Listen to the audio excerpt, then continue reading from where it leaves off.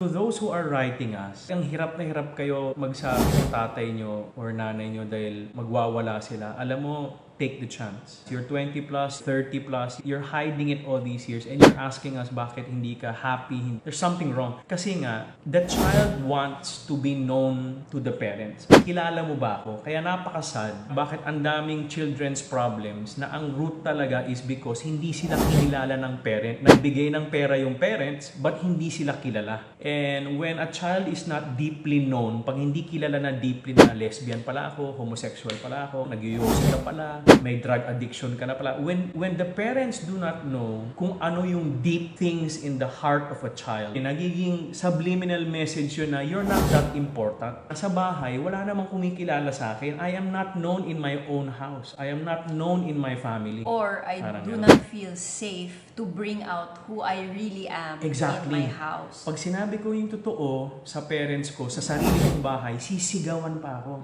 So yung anak, lalabas yon ng family home to find acceptance. Lalayo sila sa family, maghahanap sila ng isang guy or girl na kahit hindi tama, bad boy or kabet, basta makinig sa kanila. I-pursue sila, kausapin sila 4 hours over the phone, bibigay yon. Kasi nga, naghahanap sila ng somebody that will understand. This is RM, Relationship Matters. Your online ninong and ninang saying, wag Pera-pera lang ang pagkuha ng ninong at nina.